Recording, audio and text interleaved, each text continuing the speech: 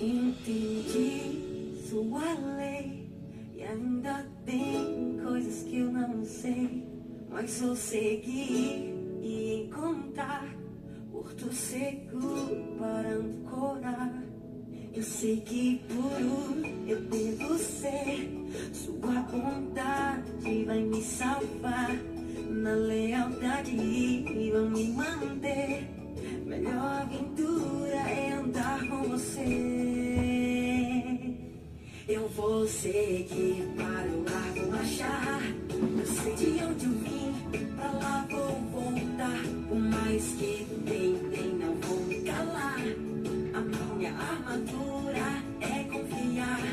Eu vou seguir para o largo achar. Eu sei de onde eu vim, pra lá vou voltar. Por mais que tentem.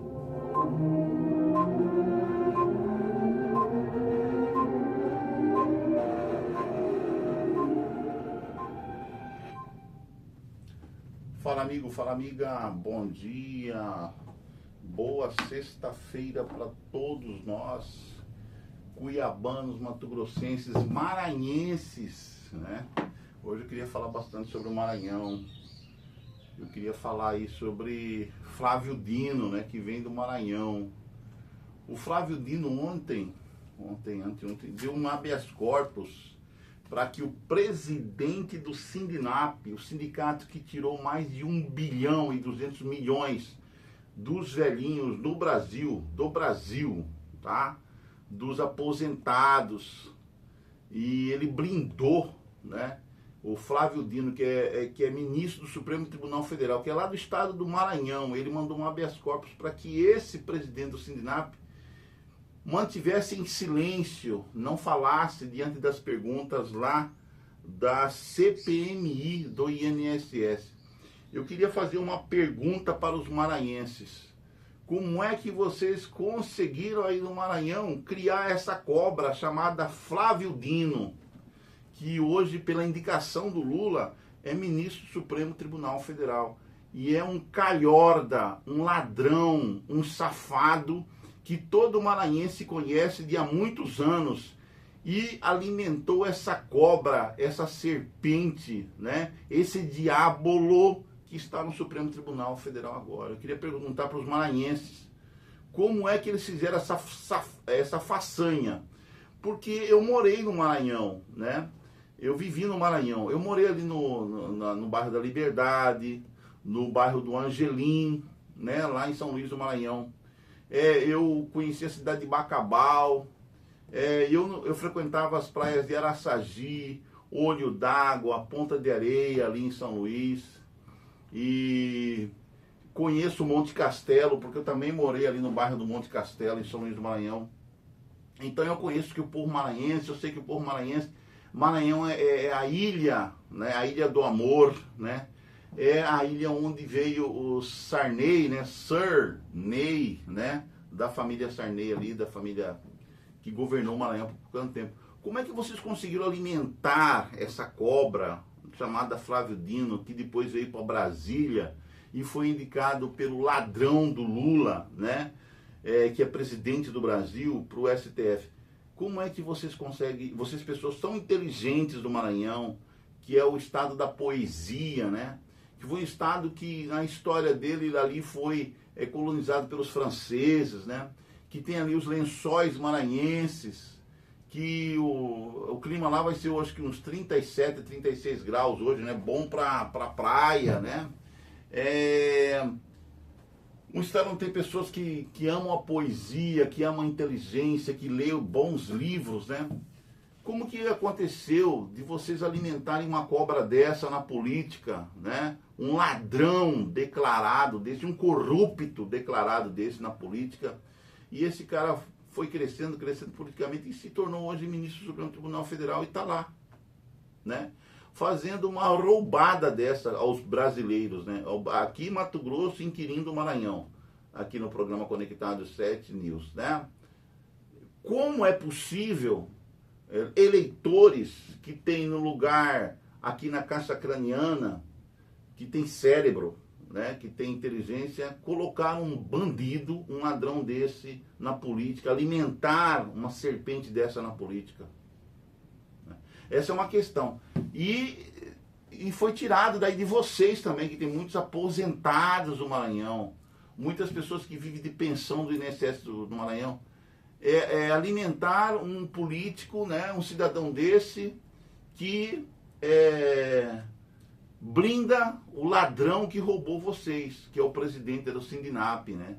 E o vice-presidente do Sindinap é o irmão do Lula, o Frei Chico, né? O Frei Chico, que também roubou vocês por anos e anos e anos, os velhinhos de vocês, os aposentados de vocês. Como é que vocês conseguem dormir com essa consciência de vocês elegerem bandidos, ladrões, corruptos, né, como esses, de alimentarem esses caras, e esses caras agora estão no ministério? Como é que pode uma pessoa... Só pode ser voto de analfabetos, pessoas que não têm conhecimento nenhum de que é política, né? Que votou num cidadão desse, que apoiou politicamente um cidadão desse, que é declaradamente nas praias maranhenses, o povo lá do Maranhão chama ele de ladrão, de verme, né? Como é que vocês podem votar em políticos dessa classificação, desse naipe, né? Dessa estirpe, né? Políticos declaradamente safados, ladrões, corruptos. E agora o cara é ministro do Supremo Tribunal Federal. Entendeu? Gente do caráter, do mais baixo caráter que você possa imaginar, agora é presidente do Supremo Tribunal Federal. E ele blindou ontem, ele mandou um habeas corpus, anteontem, né? Isso, anteontem. E blindou para que o presidente do Sindinap se mantivesse calado, não falasse, para não revelar as falcatruas que acontecem ali nesse Sindinap por tantos anos, né? Que eles extorquiram do povo mais de 1 bilhão, gente, 200 milhões de reais. Esse Sindinap tem tirado do povo, dos aposentados, dos pobrezinhos dos aposentados, né? Dá para entender isso, gente. Eu estou tentando concatenar aqui. Eu estou tentando entender como é que você vota, como é que você tem coragem de votar nesse partido das trevas, nesses partidos de esquerda, que você sabe que é das trevas. Porque, pelo que eu saiba, o povo maranhense é um povo religioso, é um povo evangélico, é um povo cristão, que lê Bíblia, né? O que se presume de um cristão é que ele lê Bíblia, né? Ele não é analfabeto, porque se ele lê Bíblia, ele já não é mais analfabeto. Mas como que pode explicar que pessoas votem em ladrões, votem em corruptos, e coloquem corruptos no poder máximo, que vai reger a sua vida, a nossa vida, a vida de todas as pessoas de bem? Se você já sabe que o cara é corrupto, é ladrão, você vai continuar votando nele, vai votar nele. Por quê? Explica isso para mim, qual que é a lógica disso? Eu chego à conclusão de que algumas pessoas, elas têm distúrbios sérios, mentais, psiquiátricos até, para votar no que é mal, em pessoas do mal. Distúrbios psiquiátricos.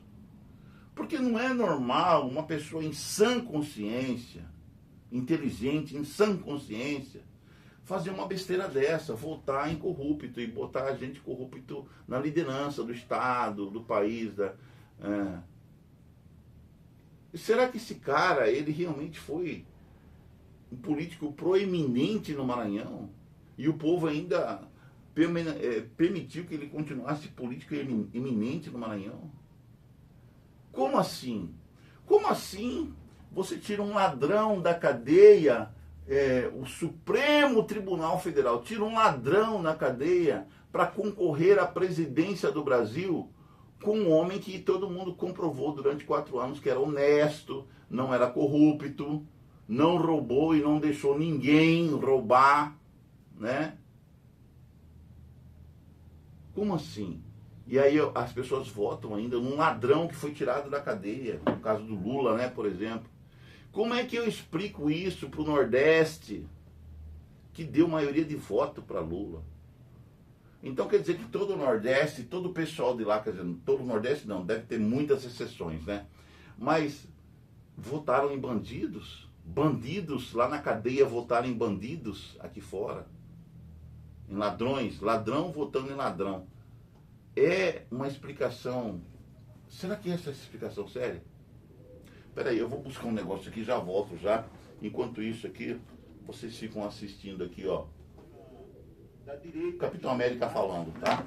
É o pessoal que fez esse até o Capitão América aí, tá vendo, gente? Capitão América desdentado. É o primeiro Capitão América desdentado do mundo, tá vendo? Ele tá sem os 4 primeiros dentes da parte de baixo da arcada dentária dele aí. E o Capitão América também estava lá, fazendo sua manifestação em prol do Brasil livre, né? Como ele é o sentinela da liberdade, o Capitão América estava lá. Vamos voltar aqui. Agora a gente vai fazer a gente vai assistir a nossa vinheta de entrada para o estudo bíblico de hoje. A gente vai mostrar mais imagens, tá? Hoje vai ser só assunto sobre o capítulo 12 de Daniel, ok? Vamos para cá, então.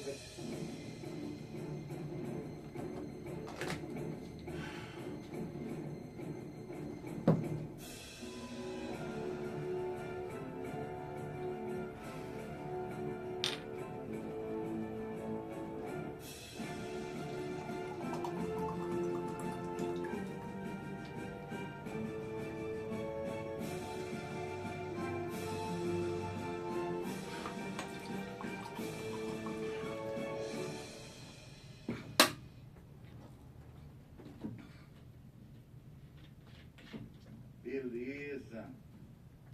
Robson Antônio. Professor Robson Antônio. É o último capítulo do estudo do livro de Daniel, né? Então, eu estou tentando entender essa lógica, voltando ao assunto lá.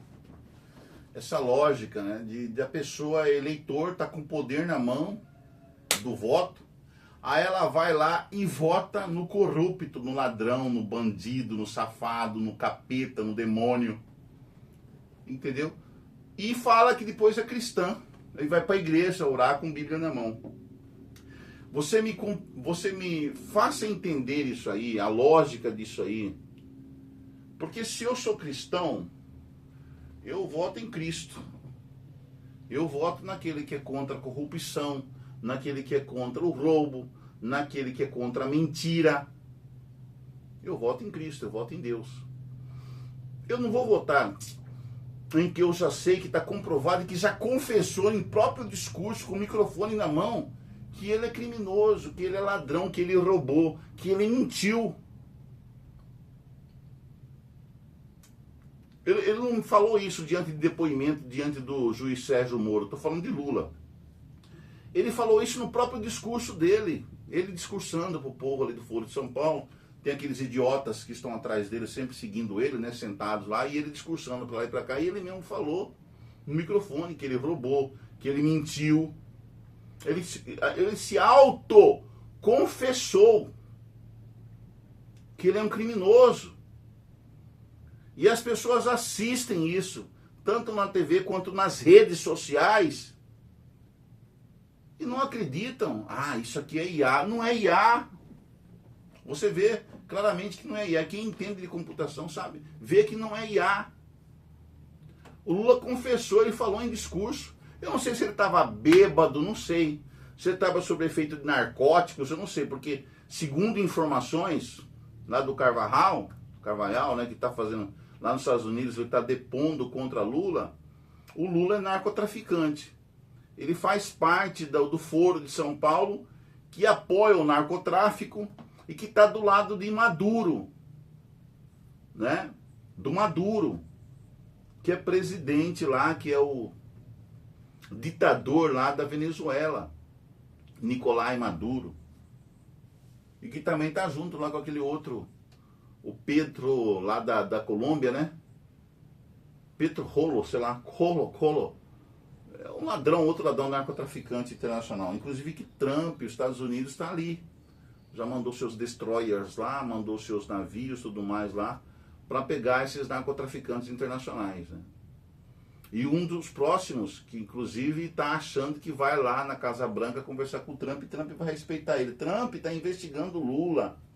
Trump está investigando. O Marcos Rubio, que é secretário especial de Lula para a América Latina, especial de Trump para a América Latina, o Marcos Rubio, está investigando Lula. Toda a sua vida pregressa e todo o seu envolvimento com o Foro de São Paulo, e todo o seu envolvimento com o narcotráfico internacional, tráfico de drogas internacional, entendeu? E Lula vai cair. Lula é um dos que estão na retas de Trump para cair. Primeiro vai Nicolás Maduro, depois vai aquele lá da Colômbia, presidente da Colômbia, depois vem o lá da Nicarágua, tá? O ditador da Nicarágua, e depois vem Lula, Brasil.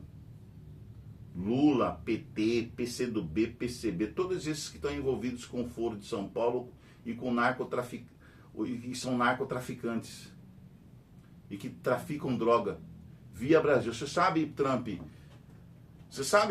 que o Brasil aqui é a rota do narcotráfico, é do Brasil também que vai a droga para a Europa e para o Oriente Médio, que a droga passa para cá, vem da Bolívia, passa ali por Mato Grosso do Sul, aí vai para São Paulo, e de São Paulo pega o Porto de Santos e também vai via avião de Guarulhos para a Europa, para o Oriente Médio e assim por diante. Vocês sabiam que é pelo Brasil que o narcotráfico ali que vem da Bolívia, do Paraguai, da Colômbia, da Venezuela, é por aqui que vem, é por aqui que é a rota, o Brasil.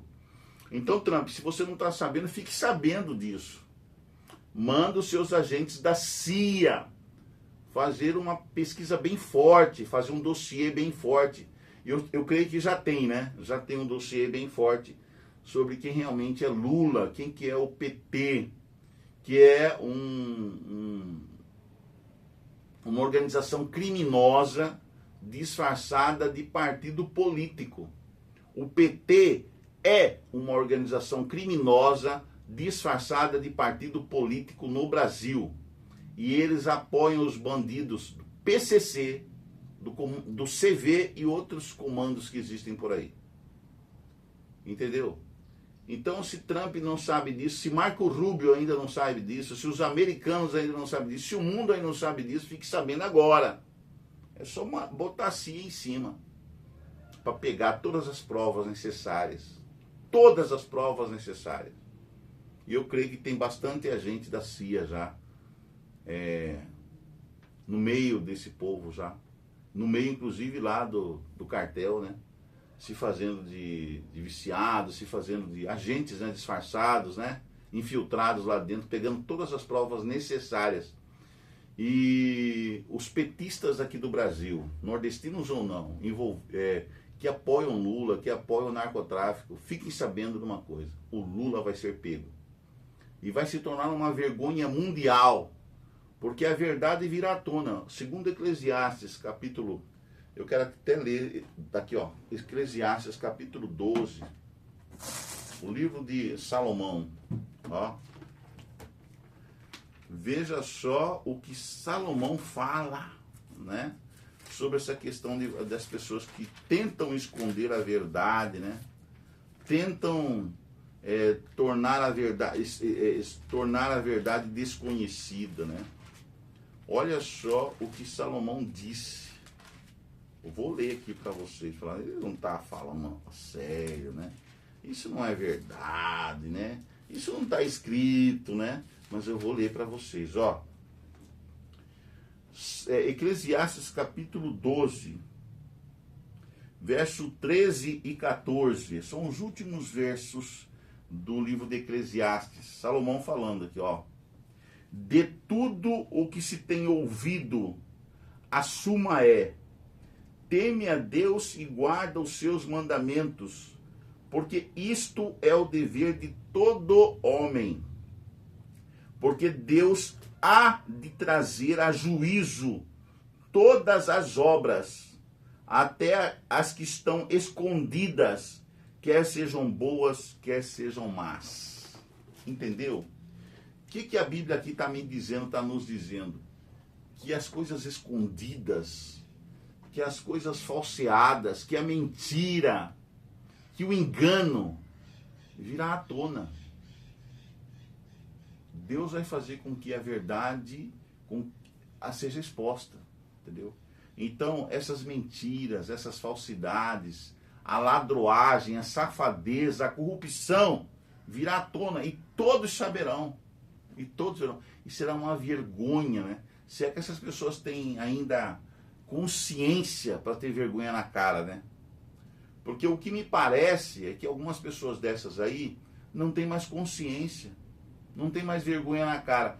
Elas roubam tão descaradamente, elas são tão corruptas e mentirosas tão descaradamente, que elas acreditam no próprio descaramento dela, que elas acreditam no próprio corrupção dela, sabe, no mau caratismo dela. Ela acha que está certa por ser mau caráter, por ser bandido, por ser safado, por enganar. E elas têm coragem de aparecer ao vivo, numa entrevista, no jornal, no horário nobre, e mentir na cara dura para as pessoas, tanto homem quanto mulher. E eu assisti, fiquei prestando atenção na cara da Janja e na cara do Lula, naquela entrevista que deu para aquele canal de televisão. Eu falei, rapaz, como que pode uma pessoa ser tão fria, a consciência tão cauterizada, que eles mentem na cara dura e eles se apresentam na cara dura como se fossem pessoas honestas, pessoas boazinhas, tementes a Deus, que querem o bem do Brasil, etc. Numa cara safada, assim, ó, sério, né? Com óculos, assim, tudo mais, tal. Parecendo boa gente, boa moça, boa mulher, e também o cara parecendo bom homem, bom cidadão, um bom velhinho, né? O velhinho, porque agora tá velhinho o Lula, né? Tem mais de 80 anos, eu acho. E já falou que vai ser novamente candidato à reeleição para a presidência do Brasil em 2026. Pelo amor de Deus. O cara é tão safado, tão bandido, que ele não tem consciência mais. A consciência dele já está cauterizada, gente. O cara já rejeitou tantas vezes o convite do Espírito Santo para ele mudar, para ele ser uma pessoa diferente, para ele mudar. E ele já falou tantas vezes não para o Espírito Santo, que ele já não tem mais consciência, né? De tão mal que ele faz para o Brasil, né? E pior ainda, ele acreditando que ele está fazendo bem. E a mulher que anda do lado dele também acha que está fazendo bem o Brasil, sendo que está fazendo o mal para essa nação. E tem gente que acredita nisso, neles, né? E que vota neles, já na próxima eleição vai votar nele. Quer dizer, mais do que consciência cauterizada, né? Já virou idiota mesmo, imbecil mesmo, e no lugar do cérebro não tem mais cérebro, né? Porque no lugar do cérebro de uma pessoa dessa deve ter o quê? Como eu digo aqui, titica of hands, titica de galinha. No lugar do cérebro tem titica de galinha, ou seja, bosta de galinha, né? No lugar do cérebro.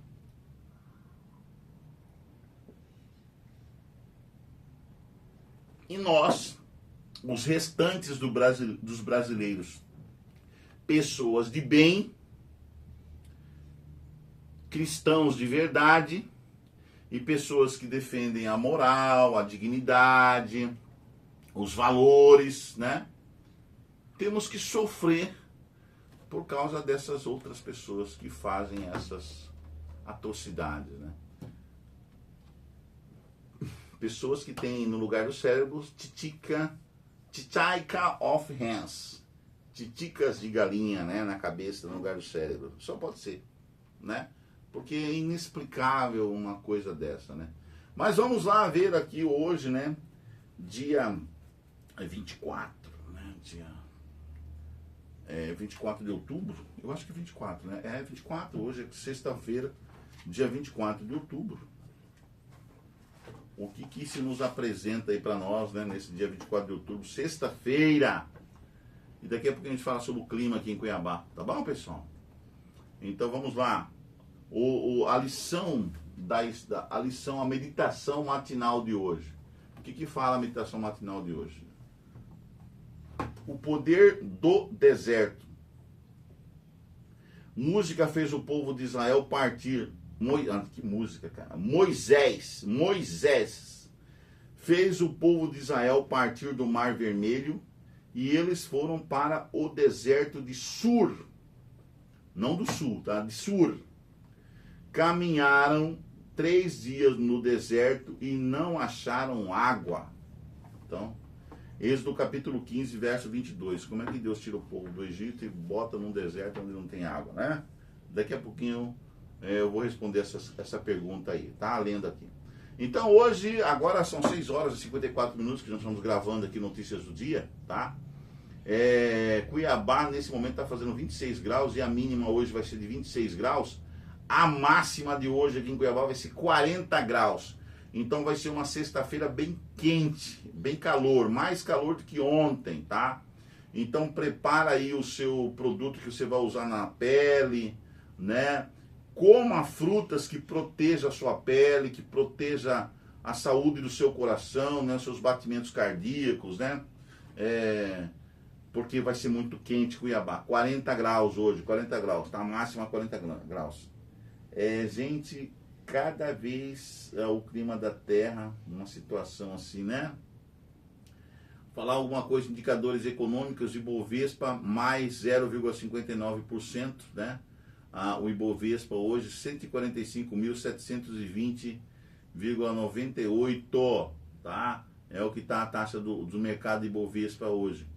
A Dow Jones também está em alta de 0,31%, 46.734,61, a Dow Jones. IBRX Brasil também em alta de 0,58%, 61.579,95 a IBI Brasil, tá? Um abraço pessoal de Barão de Melgaço, pessoal de Santo Antônio do Levegé, da nossa grandiosíssima Cuiabá, capital de todos os matogrossenses, né?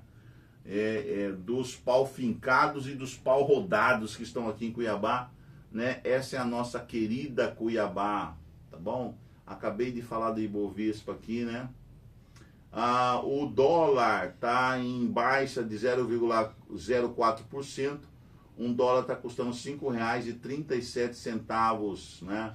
O euro está em baixa de 0,09%, um euro está custando R$ 6,24, tá? Então aí a coisa tá ficando boa para o nosso dinheirinho, né? O pessoal do mercado, principalmente os agronegociantes, né, estão reagindo estão reagindo e estão fazendo aí tipo assim, lutando, né, para que os produtos brasileiros alcancem o mercado internacional da melhor maneira possível, né? Mesmo com as tarifas, os tarifaços aí impostos pelos Estados Unidos para todas as nações da Terra, inclusive para o Brasil também. Não é só o Brasil que está sofrendo com tarifaços, tá? Para todas as nações da Terra, porque os Estados Unidos quer tornar a América grande de novo, né? O Trump diz que quer tornar a América grande de novo, e para isso ele tem que sancionar as nações, né? E aí vai nessa guerra toda que nós estamos vendo aí, né? A ver com que a situação melhore, né? Para todo mundo, né? Para que a situação melhore. Se melhorar para os Estados Unidos, vai melhorar para o mundo, né?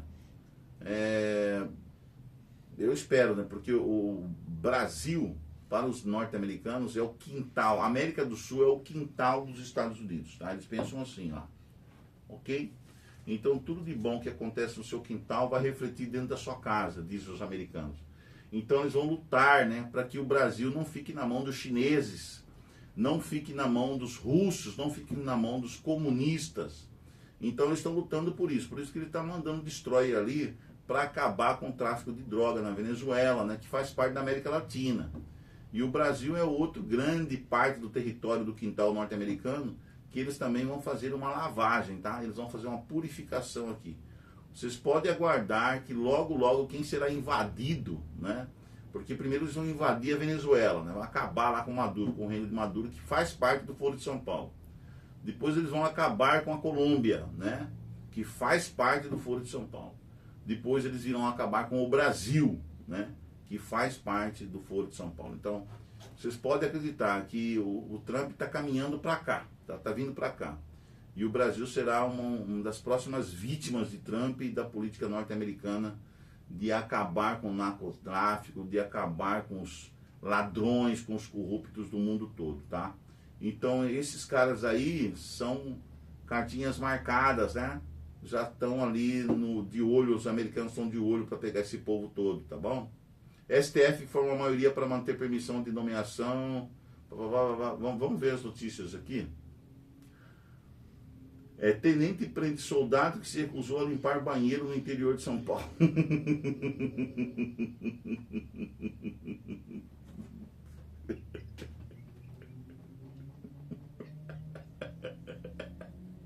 Olha a notícia que o jornalista aqui colocou aqui.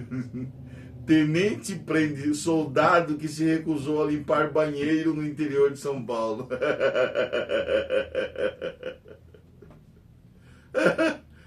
O tenente chegou. Vai limpar o banheiro, soldado. Não vou. Vai limpar, não vou. Vai limpar, não vou. Tá, esteja preso. Botou o soldado preso porque não quis limpar o banheiro, não quis receber a ordem do tenente. Ai, meu Deus, é só rindo mesmo. Então, pra que o cara entrou como soldado no exército, né, velho? Se ele não queria obedecer ordem de tenente, de sargento, então não entrava pro exército, porque ali é hierarquia, né? Você tem que obedecer. Se você não obedecer, você vai preso.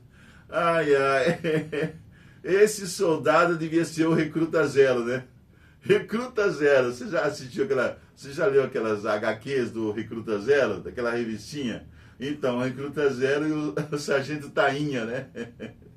Tem o Tenente Dentinho lá também. Ai, ai. Prima de Ana Castela morre em Mato Grosso aos 36 anos. Quem é essa prima de Ana Castela? É uma prima de Ana Castela, que mora aqui em Cuiabá, alguma cidade do interior de Mato Grosso. A pessoa morreu aos 36 anos de idade, morreu jovem demais, né? O que essa moça fez, né, para morrer tão novo? Ou será que ela estava doente, né? Moraes suspende prescrição e manda notificar Paulo Figueiredo nos Estados Unidos. O Moraes tentando notificar um cidadão americano que mora nos Estados Unidos já. E ele aqui do Brasil, o cara chegou numa megalomania judiciária tão grande, o tal do Alexandre de Moraes, que ele quer prender até cidadão norte-americano, que já tem cidadania americana, lá nos Estados Unidos. O cara pirou, né? O Alexandre de Moraes pirou de vez, né? Tá piradérrimo, né? Eu não sei até onde chega a consciência dessa pessoa, né? O subconsciente dessa pessoa, né? Porque ele acha que ele é ministro do Supremo Tribunal Federal, ele pode mandar prender todo mundo, né? Até uma pessoa que não tem nada a ver com a história do... Não tem nada a ver. Qual que é a diferença? O que vai fazer de diferença Paulo Figueiredo nos Estados Unidos, né? Em relação à política nacional brasileira. Tá dando muita importância para quem não tem importância nenhuma, né? Tá mandando prender e desprender que ele quer, dando importância, ele tá dando manchete. Na verdade, ele tá dando manchete para pessoa que não tem importância. Quer dizer, cara, vai cuidar das reais necessidades, dos reais problemas do Brasil, né? Você tá com um cargo tão importante no Supremo Tribunal Federal e você só fica fazendo cada M enorme, Alexandre de Moraes. Aí começou a perseguir esses militares, né? Que se criou ali a trama golpista. E aí a grande mídia brasileira, que também tá todo mundo louco lá, eu acho que depois da pandemia, gente, depois da pandemia, muita gente ficou muito louca, muito doida mesmo. Aí esses líderes da grande imprensa, jornalistas, que também eu acho que deve ter pego Covid também, ficou doido da cabeça, e joga matérias e notícias e coisas assim esdrúxulas. Aí você está assistindo o jornal pensando que vai assistir alguma coisa séria e você vê uma manchete idiota e aí uma matéria imbecil que o editor aprovou para entrar no horário nobre do telejornalismo, quer dizer. Então você fala que esses caras devem estar mesmo no lugar do cérebro, deve ter um bichinho lá, né? Um verme, sei lá, deve ter um verme no cérebro, porque é tanta coisa esdrúxula, idiota, né? Como você viu essa aqui, ó. Que o cara anunciou aqui no jornal que o tenente mandou o soldado ir preso porque o soldado não queria lavar o banheiro. que um jornalista desse tem no cérebro para colocar isso aqui como notícia do dia? Entendeu? Eu acho que no lugar do cérebro dele, dentro do cérebro, tem uns bichinhos, né? Tem uns vermes, né? Porque, cara, que importância vai fazer isso para minha vida, para sua vida? Ai, meu pai do céu. Vamos lá fazer um resumo aí. Como hoje é sexta-feira, né? Sextou, pessoal, sextou, né? Vamos fazer um resumo da temperatura, né? Diz aqui em Cuiabá que as temperaturas devem cair até a próxima quarta-feira. Então, hoje vai fazer 40 graus a máxima, amanhã, sábado também 40 graus a máxima, domingo vai fazer 38 graus a máxima, eu vou partir para o Rio, vou ficar na beira do Rio no domingo, né? Segunda-feira, aí começam os dias úteis, né, de trabalho. Vai ser 35 graus a máxima, terça-feira 34 graus na máxima, né? E aí vai descendo, e aí tende a cair a temperatura, mas 34 graus tá quente pra chuchu. Caiu, mas caiu um pouquinho. E aí tem o pessoal aqui em Cuiabá que já tá preparando. Já tá preparando o casaco, 34 graus. É frio. Pro Cuiabano é frio, né? O técnico do Racing revolta torcedores do Flamengo. O jogo foi quarta-feira agora, o Flamengo lá ganhou de 1-0, né? 1-0 chorado o Flamengo. Aí agora vai jogar lá na Argentina, lá na casa do Racing. Mas o técnico do Racing ficou muito revoltado com torcedores do Flamengo. Por quê? Por quê, gente? Por que ele ficou tão revoltadinho assim? O nome do técnico do Racing deixa eu tentar achar aqui, treinador Gustavo Costas, né? O Racing perdeu para o Flamengo no Maracanã por 1-0, nesta quarta-feira, né, dia 22, anteontem, portanto. Mas isso não parece ter abalado a confiança do técnico Gustavo Costas. Uma fala do treinador deixou alguns rubro-negros bem incomodados nas redes sociais.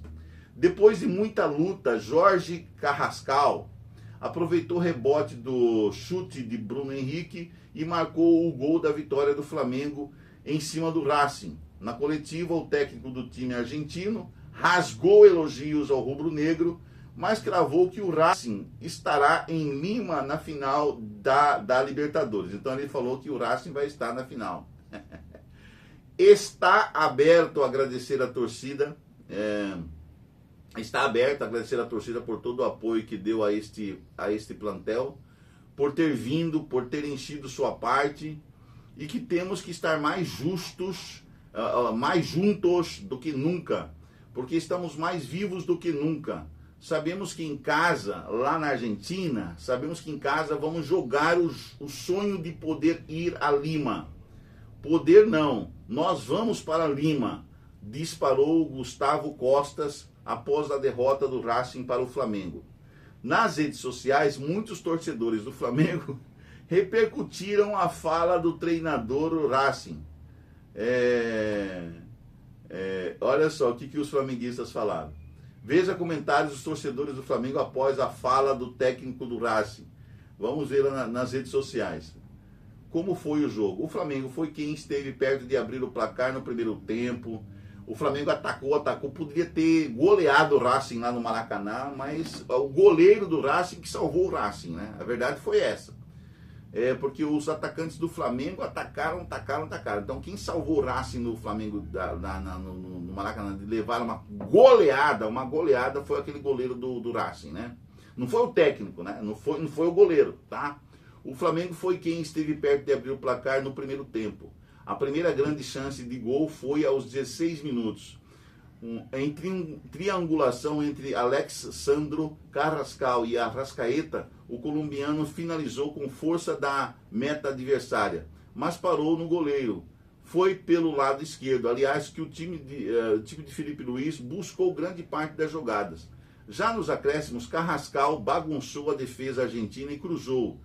Pedro, com malabarismo, mandou a bola no gol. Mas Cambeses, esse é o nome do goleiro lá, Cambeses, né? Espalmou para fora. Então quem salvou o Racing foi o Cambeses, né? O Racing, que se fechou atrás com uma linha de 5 defensores, também saiu para o jogo contra o Flamengo. A única ameaça de gol foi aos 33 minutos, quando Solari em sobra de escanteio, chutou cruzado, obrigando Rossi, o goleiro do Flamengo, a fazer uma grande defesa. O Flamengo voltou do intervalo ditando o ritmo de jogo. Arrascaeta, no lado esquerdo do campo, chutou cruzado de fora da área, obrigando o goleiro do Racing a fazer uma defesaça. Apesar das chegadas ao campo adversário, faltou ao time flamenguista, o mandante, um pouco de capricho para inaugurar o marcador. Então, só falta os goleadores do Flamengo caprichar mais, né? Chuta mais a gol e capricha mais, né? Que vai dar uma goleada no Racing lá na Argentina, né? Se o Cambises não tiver tão inspirado, porque quem salvou o Racing foi o Cambises, né? Que é o goleiro do Racing, né? Porque poderia ter sido uma goleada, Então não é questão aí é análise do jogo, quem assistiu o jogo viu, né? Agora tem um problema, né? Se a final for realmente em Lima, no Peru, o governo peruano lá deu toque de defesa, porque está acontecendo lá umas balbúrdias políticas, né? E a geração Z está querendo botar fogo em tudo. E aí o governo lá de Lima, no Peru, deu uma ordem para a polícia, né? E para as forças de segurança do Peru fecharem, inclusive, Lima, a cidade, né? Então, no dia da final, a final vai ser mês que vem, né? Será que vai estar todo resolvida essa questão política no Peru? Será que na final aí da Libertadores da América vai estar tranquila a cidade do Peru para receber torcedores do Brasil e de outros? Eu creio que na final vai ser Flamengo e Palmeiras na final, né? O jogo vai ser em Lima, né, no Peru. Não pode ser em outra cidade da América do Sul, né? Então eu acho que a Conmebol vai ter que reavaliar realmente onde que será a final. Se vai continuar em Lima, com todos os problemas políticos que estão acontecendo em Lima, né? Baderna, agressividade, violência, mortes de pessoas, inclusive pessoas inocentes que não tem nada a ver com a política, né? Então será que vai continuar? Vai ser realmente, a final vai ser em Lima, no Peru? Porque diante dessas balbúrdias políticas não há segurança nenhuma, né? Para acontecer a final da Libertadores. Então eu acho que a Conmebol vai ter que reavaliar para transferir essa final, né? Porque se continuar do jeito que está em Lima, lá no Peru, não vai dar para ter final do Libertadores da América esse ano, não. Tá bom? Então vamos ver aí. Mas vamos ver o jogo semana que vem, né? Quarta-feira que vem é o jogo lá na Argentina. Flamengo e Racing. E o técnico do Racing dizendo que o Racing vai estar na final. Que vai vencer o Flamengo, vai vencer o Flamengo. Vamos ver, né? Vamos colocar aí. Nós não sabemos o futuro de nada, né? Mas vamos ver o que vai acontecer. Eu não acredito no técnico do Racing, não. Eu acredito mais no Felipe Luiz, tá? E no time do Flamengo. Posso até estar errado, mas eu acho que sim, que o Flamengo vai estar na final, tá bom? Agora lá rapaz, teve umas goleadas, né? Ontem, teve umas goleadas lá na Europa, né? Vários times foram goleados de 4. Teve um time que foi de 7-2. Lá na Eurocopa, né? Na Copa dos... Rapaz, impressionante. O que teve de goleada. Liga Europa da UEFA, olha só. Eu tô aqui na Liga Europa. Rapaz, teve 3-1. O Fireworld, sei lá, nomes assim. Só jogos assim que teve goleadas, tá? E aí teve alguns empates também, teve jogos, mas foi assim, ó. Mas teve uns resultados lá que, puxa vida, né? Goleada, 3-1, 4-1, 7, 6-2, 7-2. Rapaz, e times grandes e fortes, né? Com grandes jogadores. Então, na Eurocopa, o que está acontecendo lá na Europa, é interessante acompanhar o campeonato europeu, porque a gente vê gol e times grandes, tá? Técnicos grandes jogadores. Então, se você pegar aqui a parte de futebol, de esportes lá da Europa, muita coisa acontecendo lá. Mas vamos voltar aqui, vamos parar um pouquinho aqui e vamos voltar à lição. A gente começou a lição com um texto aqui de o poder do deserto, né? Moisés fez o povo de Israel partir do Mar Vermelho e eles foram para o deserto de Sur. Caminharam 3 dias no deserto e não acharam água. Êxodo capítulo 15, verso 22. Vamos ver aqui o comentário do Rodrigo Silva sobre esse fato. É fascinante andar pelo deserto de Sur, no Egito. Acredita-se que tenha sido ali, a leste da muralha dos governantes, construída pelos egípcios, que Moisés conduziu o povo após a travessia do Mar Vermelho. O que mais me chama a atenção nesse relato é o que acontece após esse momento dramático. O espetáculo das águas foi tão impressionante que raramente prestamos atenção no que se segue. Imagina, por um instante, que enquanto o mar se fechava atrás do povo, diante deles não havia nada além de pedras, areia e muito calor. Para piorar a história, por 3 dias eles não puderam encontrar água. Quando achavam alguma fonte, não servia para beber. Não é de admirar que novamente houve muita reclamação, porque Deus conduzia o povo a lugares tão inóspitos. Por que será? A experiência no deserto é realmente emblemática. O ambiente árido evidencia nossa fragilidade. Ao contrário do que de se perder na floresta amazônica, que é um bioma repleto de recursos, no deserto não encontramos alimento e abrigo com tanta facilidade. O terreno árido pode matar qualquer um que não esteja acostumado com ele. O paradoxo é que o mesmo lugar que ameaça também prepara. Note que praticamente todos os grandes líderes de Deus passaram pelo deserto antes de iniciar sua missão. De Abraão a Paulo, passando por Moisés e Elias, todos tiveram uma experiência com Deus no deserto. O próprio Jesus inaugurou seu ministério com um jejum de 40 dias no deserto da Judeia. Na língua hebraica, a mesma raiz que dá origem aos verbos falar e guiar, também forma a palavra midbar, ou deserto, que aparece 272 vezes na Bíblia. A relação entre esses termos estaria na imagem de um pastor conduzindo suas ovelhas pelo deserto ou chamando-as pelo nome. Mesmo nós, que vivemos em ambientes bem diferentes da paisagem que vi no Egito, podemos experimentar as agruras de um deserto emocional repleto de obstáculos que desafiam a fé.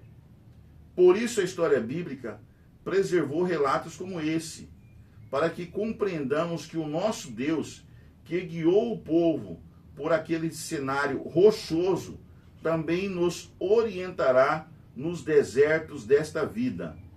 Basta confiar e seguir obedecendo a sua voz. Gente, eu nunca fui a um deserto. Eu acho que só fui nos Lençóis Maranhenses, mas não é deserto, tem água lá. Tem bastante areia, lógico, né? Mas tem água lá, né? Nos Lençóis Maranhenses. Mas no deserto mesmo, tipo deserto do Saara, deserto da Arábia, deserto ali de Israel, do Egito, eu nunca fui. E nem pretendo ir. Nem pretendo ir. Se um dia eu for, vai ser só por mera curiosidade, mas com bastante água do meu lado. Mas imagina você ficar 3 dias sem água para beber. E o povo saiu ali do milagre da abertura do Mar Vermelho e Moisés os conduziu até o deserto de Sur e ali eles não conseguiram por 3 dias encontrar água para beber. E era uma multidão que tinha quase 6 milhões de pessoas. Não era pouca gente, né? Contando homens, crianças, mulheres, idosos, né? Eram quase 6 milhões de pessoas, ou 3 milhões parece. Não sei se é 6 milhões ou 3 milhões. Alguns autores bíblicos, eles divagam muito sobre esses assuntos aí. Mas imagina você conduzindo, suponhamos que seja realmente 6 milhões de pessoas, né? Que estavam ali sendo conduzidas por Moisés ali. Imagine a situação que estava ali diante de Moisés, né? Quase 6 milhões de pessoas e todas reclamando, né? E eles não encontravam água. Gente, que situação, hein? Moisés e Deus estava ali com eles, porque a Bíblia fala que havia uma nuvem, né? Que era a nuvem do Shekinah, a presença do Senhor, né? E que aquela nuvem acompanhava-os durante o dia, o calor do deserto durante o dia, né? Fazia sombra para o povo caminhar, e à noite aquela luz se tornava uma luz, né? Num fogo para dar claridade a todo o acampamento à noite. Então, eles não tinham problema de escuridão, né? No deserto, né? Porque Deus estava com eles. Então, eu fico pensando assim, e no deserto a escuridão dá mais medo ainda. E a escuridão fortalece a presença aqui de animais peçonhentos, né? Cobras, escorpiões e outros animais peçonhentos que existem ali no deserto, na natureza, né? Então aquela luz os protegia também à noite para que esses animais não atacassem ali o povo que estava acampado em barracas, né? Barracas rudimentares, né? Vamos dizer assim. Então veja só que Deus os protegeu, né? Nesse período aí que eles estavam no deserto. Mas eu fico pensando assim, as reclamações que Moisés ouvia constantemente, né? E também Deus, porque Deus que estava ali comandando e liderando toda aquela população de pessoas, né? Aquelas pessoas. E pessoas rudes, pessoas analfabetas, pessoas que não sabiam ler nem escrever, ignorantes, né? Pessoas violentas, pessoas rudes mesmo, porque eles vieram 300 anos no Egito, né? E já tinham até esquecido a cultura, né? A cultura do Deus Yahvé, a cultura deles, da crença em Deus, né? Então muitos deles ali eram idólatras, adoravam os deuses egípcios, os mesmos deuses que Deus envergonhou, né? Com as 10 pragas lá, para tirá-los de lá do Egito. Então veja só, gente, Deus teve que ter muita paciência com esse povo, Moisés teve que ter muita paciência com esse povo, de ouvir todas as reclamações, de ouvir todos os impropérios, né, que eles provavelmente ouviram, né, do povo, que vinha ali do povo. E aí Deus teve essa paciência e Deus fala para Moisés, olha, inclusive na Bíblia diz que Moisés foi considerado um dos homens mais mansos da terra, né, ou o mais manso homem da terra, do planeta Terra. Então, Deus nos ensina a sermos mansos hoje. Nós temos que ser mansos. Eu sei que para mim, para você, pode ser muito difícil esse negócio de ficar engolindo sapo, né? Agressões, impropérios, palavras rudes, né? Faladas ao seu ouvido, ao nosso ouvido. Mas o que Deus nos aconselha é que nós sejamos, sim, pessoas mansas, né? E que não retruquemos. Quando tiver uma briga de trânsito, né? Uma pessoa fechou você, uma pessoa bateu no seu carro, uma pessoa... Não vá esquentar a cabeça. A pessoa bateu no seu carro, sai do seu carro e pergunta, o senhor tem voz baixa, né? O senhor tem seguro? Tem seguro? Tem, beleza, então. Eu vou dar meu cartão, por isso que é importante sair sempre com cartão de visita, né? Eu sou adepto, quando é meu cartão? Tenho bastante cartão de visita, inclusive eu ando com bastante na minha carteira. O meu cartão de visita com o meu telefone e tudo mais. E se eu vou deixar meu cartão com o meu telefone para o senhor entra em contato para a gente resolver esse problema, né? Essas questões aí mecânicas e tal. Né? Meu carro está amassado e tal. Mas não chega na ignorância, né? A pessoa bateu no seu carro, não adianta você levantar a voz, não adianta você xingar a pessoa, não adianta você falar... Não chega na ignorância. Você não sabe quem é a outra pessoa que está ali do outro lado, ali sentado no carro. Pode ser um psicopata armado, né? Ou uma psicopata armada, porque o que a sociedade está sofrendo, principalmente depois da pandemia, né, gente? Muita gente virou psicopata, muita gente está dodói da cabeça mesmo, né? E está com os valores todos subvertidos e invertidos na mente. Então, se você fala qualquer coisa hoje em dia, é capaz da pessoa puxar um revólver e matar você a sangue frio, assim. A sangue frio. Ou puxar uma faca, ou sei lá, alguma coisa assim. Ou xingar você, a pessoa está errada e ainda xinga você no trânsito. Então, fala palavrões, impropérios, né? Então, gente, olha, não vale a pena discutir. Porque é só um bem material, o carro. Por isso que não é bom você se apegar emocionalmente a bens materiais. Porque quando você se apega a bens materiais, você fica maluquinho das ideias, da cabeça. E aí você é capaz de falar impropérios para as pessoas por causa de um bem material, né? Que você pode tranquilamente. E aí você vai chegar tranquilamente em casa, sua esposa lá está te esperando, né? A família está toda ali esperando você, tranquilamente. Querida, bateram em mim hoje, né? Bateram aí no carro, mas está tudo bem, graças a Deus, né? Vamos ficarmos tranquilos, né? Vamos ficarmos tranquilos, porque tudo vai dar certo e tudo será resolvido. Antes da lição de hoje, vamos aqui uma notícia relacionada a Lula, né? Lula diz, o que Lula disse? Porque eu fico até com medo, né? O que ele vai dizer? Lula diz que pode não sair acordo imediato de reunião com Trump na Malásia. Ele já sabe, né? Que essa reunião com Trump não vai dar em nada, né? Porque ele já sabe que Trump não gostou das coisas que ele tem falado, né? Sobre o dólar, né? Sobre a economia norte-americana. Lula só fala M, né? Quando ele está em público, pega o microfone e bota assim.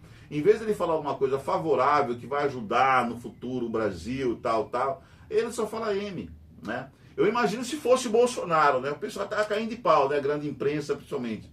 Mas como é Lula, ninguém fala nada, né? Impressionante como que esses jornalistas são ativistas políticos da esquerda, né? Esses jornalistas da grande imprensa, né? O enviado especial a Jacarta. Vamos ver o que o enviado especial falou.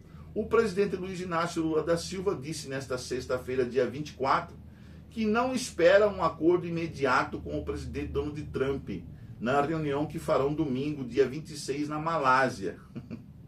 O presidente afirmou que o encontro programado para o período da tarde de domingo em Kuala Lumpur precisará de uma sequência de negociação técnica e política entre ministros do Brasil e secretários dos Estados Unidos da América.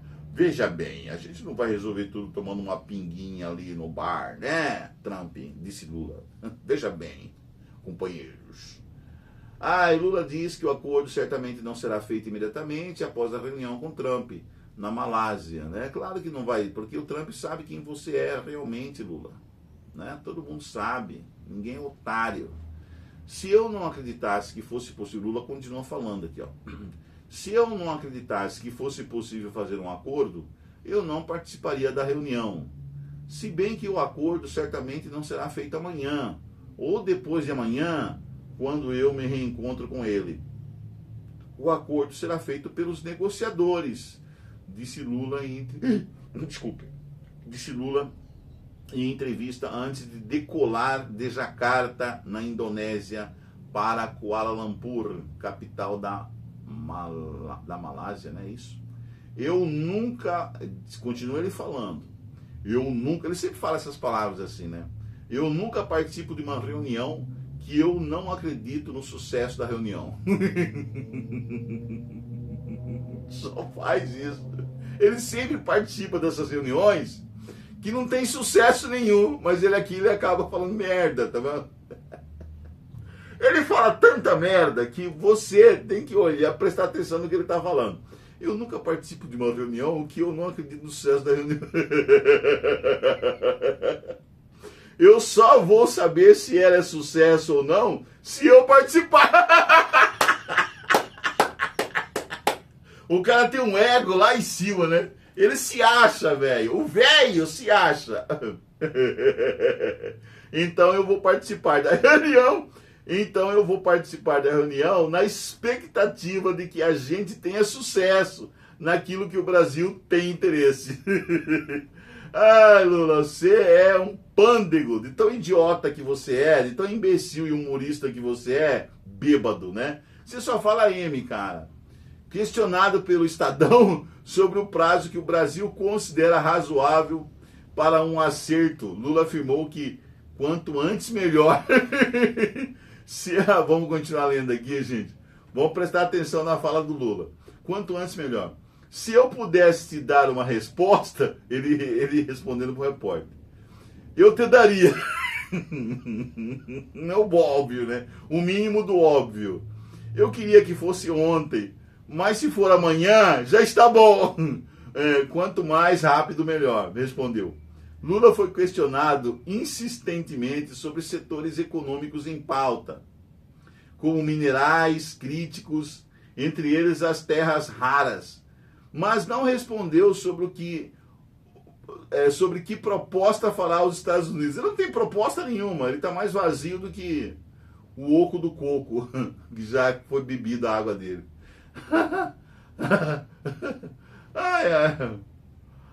O petista afirmou que a reunião está sendo aguardada há algum tempo e que o Brasil sempre esteve disponível. Olha que mentira, velho. O petista afirmou que a reunião está sendo aguardada há algum tempo e que o Brasil sempre esteve disponível para conversar.